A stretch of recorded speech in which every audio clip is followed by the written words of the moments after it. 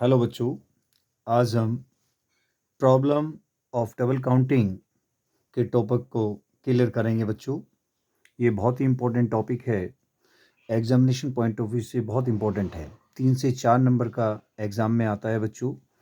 कैसे बनता है इसका क्वेश्चंस? क्वेश्चन ये है, explain the problem of double counting in estimating national income with the help of an example. Also explain 2 alternative ways of avoiding the problem. Question में आपने problem of double counting के बारे में बताना है कि जब हम नेशनल इनकम एस्टिमेट करते हैं तो ये जो प्रॉब्लम्स है डबल काउंटिंग की, उसको आप कैसे इसको समझाएंगे। एक एग्जाम्पल की सहायता से आपने इसको एक्सप्लेन करना है और 2 उसके वेज बताने हैं जिससे हम जो प्रॉब्लम ऑफ डबल काउंटिंग की जो प्रॉब्लम्स है उससे हम कैसे अवॉइड कर सकते हैं, बच सकते हैं। तो बच्चों आइए क्लियर करते हैं। एग्जाम में आप इस तरह से आप लिख सकते हैं जैसे मैंने इसको लिखा हुआ है। The problem of double counting, सबसे पहले है प्रॉब्लम ऑफ डबल काउंटिंग का हेडिंग डालें और फिर उसकी डेफिनेशन लेंगे। It refers to counting of an output more than once while passing through various stages of production.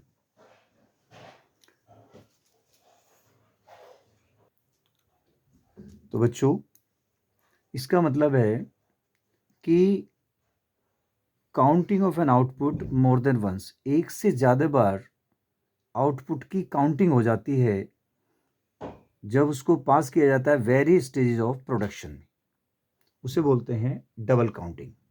एक एग्जाम्पल की सहायता से समझते हैं उसको।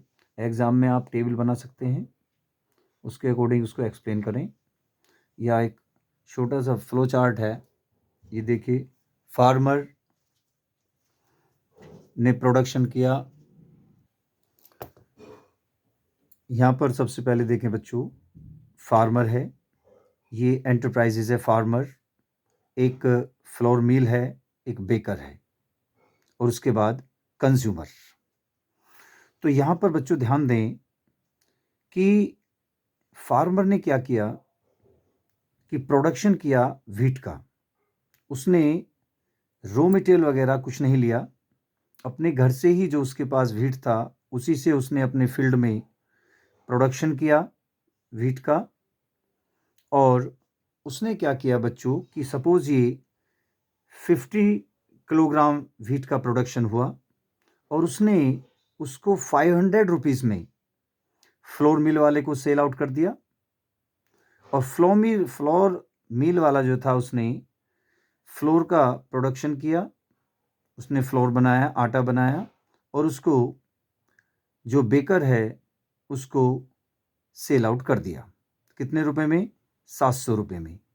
लेकिन फार्मर ने कितने में किया उसको? फ्लोर मिल वाले को 500 रुपये में किया, और फ्लोर मिल ने किया उसको 700 रुपीज़ में, और 700 रुपीज़ में उसको सेल आउट कर दिया बेकर को।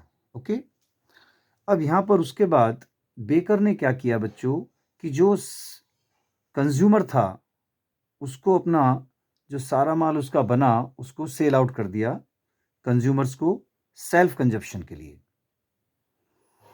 अर्थात उसने क्या बनाई थी बच्चों? ब्रेड। तो यहाँ पर आप फ्लो चार्ट्स में आप देख सकते हैं ये प्रोसेस है। अब एक एग्जाम्पल में हम कैसे देखेंगे उसको। यहाँ देखिए, एंटरप्राइजेज है, आउटपुट है, value of output, intermediate consumption और वैल्यू एडिड।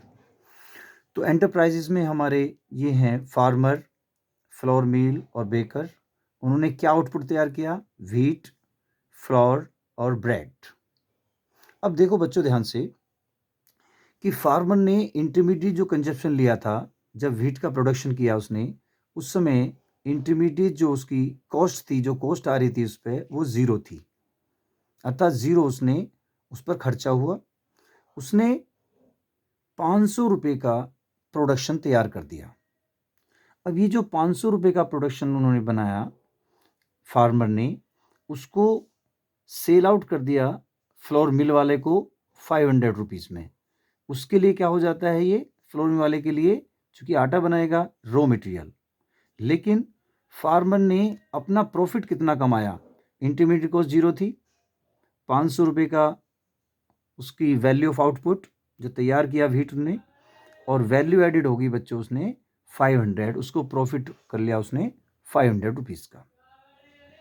फार्मर ने अपना व्हीट जो 500 रुपये का तैयार किया उसको सेल आउट कर दिया फ्लोर मिल वाले को। अब उसने क्या किया कि जो आटा बनाया, अब उसने क्या किया, उसने बेकर वाले को भी सेल आउट कर दिया। वो कितने में किया? 700 में। 700 में किसको सेल आउट किया? बेकर वाले के लिए। तो बेकर वाले के लिए भी जो वो फ्लोर है जो 700 रुपये का है, वो उसके लिए इंटरमीडिएट कॉस्ट है, अर्थात रॉ मटेरियल। अब वैल्यू ऐड कितनी करी फ्लोर मिल वाले ने? 700 माइनस 500, 200 रुपये का उसने प्रॉफिट, अर्थात वैल्यू ऐड कर दी 200 की। जब उसके पास बेकर ने उसने अपना काम शुरू किया और ब्रेड तैयार करी उस रॉ मटेरियल से जो फ्लोर मिल ने उसको सेल आउट किया था, आटा जो है। अब उसने क्या किया, उसको 1000 रुपये में जो कंज्यूमर है उसको सेल आउट कर दिया कि एक सेल्फ कंजप्शन के लिए मार्केट में माल जा रहा है, और जो कंज्यूमर्स है वो उसको यूज़ कर रहे हैं। फाइनल यूज़र है। कंज्यूमर क्या है बच्चों? फाइनल यूज़र है। उसके बाद फाइनली वो पहुंच जाता है। तो उसने कितनी ऐड करी बेकर ने जब ब्रेड बनाया? 1000, रॉ मटेरियल था उसका 700, तो कितने का उसने वैल्यू ऐड करी, प्रॉफिट कमाया 300 रुपये का। ठीक है। तो यहाँ पर देखते हैं बच्चों हम कि भाई डबल काउंटिंग कैसे हो रही है। डबल काउंटिंग की जो प्रॉब्लम है वो कैसे होती है। अगर हम देखें यहाँ पर टोटल वैल्यू ऑफ आउटपुट कितना बना है वो चेक करते हैं कि जो फार्मर है, फ्लोर मिल है, बेकर है, उन्होंने कितना आउटपुट तैयार करा, कि उसकी वैल्यू कितनी है, व्हीट, फ्लोर, ब्रेड, जो उसकी वैल्यू है। तो देखिए बच्चों 500 रुपीज़ तो फार्मर ने, उसकी वैल्यू ऑफ आउटपुट है 500। 700 जो फ्लोर मिल है जिन्होंने आटा बनाया उसकी वैल्यू है आपको 700, और बेकर जो है उसने ब्रेड बनाया उसकी है 1000। टोटल देखते हैं बच्चों कितना आ गया, 2200। 2200 आया, लेकिन ये रॉन्ग एस्टिमेशन है, क्योंकि इंटरमीडिएट्स जो इसके अंदर इंक्लूडेड हैं, इंटरमीडिएट्स जो हैं, जो रॉ मटेरियल वगैरह इसके अंदर इंक्लूड है। जैसे व्हीट 500 में उसने सेल आउट किया, फ्लोर फार्मर ने सेल आउट किया 500 में। तो यहाँ पर जो व्हीट है, जो कॉस्ट ऑफ व्हीट है, जो कॉस्ट ऑफ व्हीट है आपका, जो उसकी वैल्यू है वो फ्लोर के अंदर है, और फ्लोर की जो कॉस्ट है वो ब्रेड के अंदर इंक्लूड है, इसलिए इसे बोलते हैं डबल काउंटिंग। तो इसका मतलब है ये डबल काउंटिंग घटित हो जाती है, यहाँ पर डबल काउंटिंग ओकर्स। तो ये आपने एग्ज़ाम में इसको एक्सप्लेन करना है, क्योंकि डबल काउंटिंग की प्रॉब्लम आएगी। तो इसलिए हम इसको किस में काउंट नहीं करते बच्चों? नेशनल इनकम में काउंट नहीं करेंगे, क्योंकि क्या है इसके अंदर डबल काउंटिंग हो रही है, इसलिए हम इसको नेशनल इनकम में काउंट नहीं करेंगे। क्योंकि वहाँ पर क्या लेते हैं बच्चों, केवल हम जो फाइनल गुड्स एंड सर्विसेज हैं उनको ही नेशनल इनकम में इंक्लूड करते हैं। ओके। अब इसको क्वेश्चन ने पूछा है कि 2 वेज बताइए इससे कैसे बच सकते हैं। तो इसकी 2 मेथड्स हैं। Number 1 value added method. Value added method का क्या मतलब होता है? It is the difference between value of output and intermediate consumption, दोनों का डिफरेंस है, of each and every producing unit. ये जो प्रोड्यूसिंग यूनिट्स हैं आपकी, उनमें डिफरेंस देखना है अपना, वैल्यू ऑफ आउटपुट कितना तैयार किया और इंटरमीडिएट कंजप्शन कितना था। देखिए जरा पहले वाले को देखते हैं बच्चों। फार्म ने व्हीट का प्रोडक्शन किया, 500 रुपीज़ का आउटपुट तैयार करा, इंटरमीडिएट कंजप्शन 0 था, तो कितनी ऐड करी बच्चों? 500। तो हमने लिख दिया बच्चों वैल्यू एडिड में 500 वैल्यू ऐड हुई जो फार्मर ने करी। उसके बाद फ्लोर मिल वाले ने जब आटा बनाया तो कितनी वैल्यू ऐड करी? 200। ये रहा 200, अर्थात value of output minus intermediate consumption 200 का ऐड किया। और बेकर ने जब ब्रेड बनाई तो कितने की वैल्यू ऐड करी? 1000 माइनस 700, 300। इसका मतलब कितना हो गया बच्चों इनका टोटल? 5 to 7 और 3 10, अर्थात 1000 रुपीज़ आ गया। तो तो ये फ्री फ्रॉम डबल काउंटिंग है। इसका मतलब है इस वैल्यू को हमें नेशनल इनकम में काउंट करना चाहिए। ओके, तो वैल्यू एडिड कितनी हुई? वैल्यू एडिड मेथड से पता चला 1000, ये रुपीज़ जो आ रहा है ये हमें नेशनल इनकम में काउंट करनी चाहिए। ओके, इसके बाद है नेक्स्ट मेथड है आपका फाइनल आउटपुट मेथड। नाम से क्लियर है, फाइनल आउटपुट, कि भाई फाइनल आउटपुट कितना बड़ा। तो हम देखते हैं बच्चों, बेकर ने ब्रेड बनाया, फाइनल आउटपुट है, और ये सारा सामान किसके पास चला गया बच्चों? किसको सेल आउट कर दिया इसने, बेकर ने? कंज्यूमर्स को। कितने में? 1000 रुपीज़ में उसको सेल आउट कर दिया। इसका मतलब है कि फाइनल प्रोडक्ट क्या है हमारा? 1000। जो फाइनली कहाँ जा रहा है बच्चों? कंज्यूमर में, जो फाइनल यूज़र है, अर्थात सेल्फ कंजप्शन के लिए ये यूज़ किया जा रहा है। ओके, तो इसलिए हम कहते हैं वैल्यू ऑफ आउटपुट क्या आ गया बच्चों? 1000, जिसे कहते हैं फाइनल प्रोडक्ट। कि फाइनल प्रोडक्ट क्या है हमारा? क्या बना? ब्रेड। क्या बना? ब्रेड। तो इसकी वैल्यू ऑफ आउटपुट कितनी आ गई? 1000।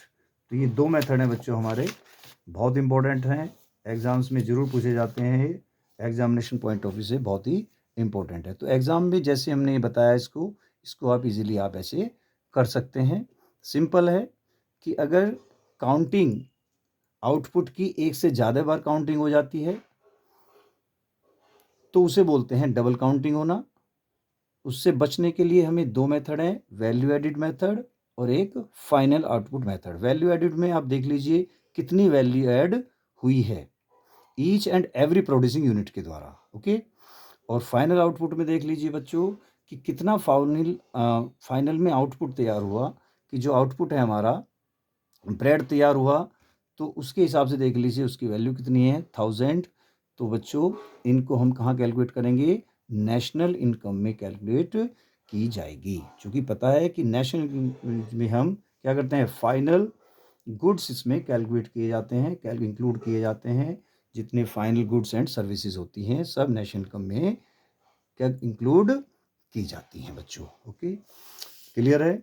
अगर ये वीडियो अच्छा लगा है तो इसे लाइक कीजिए और मेरे चैनल को सब्सक्राइब करें, ताकि मैं कोई अगर आगे से वीडियो बनाता हूँ तो इसका नोटिफिकेशन पहुँच सके।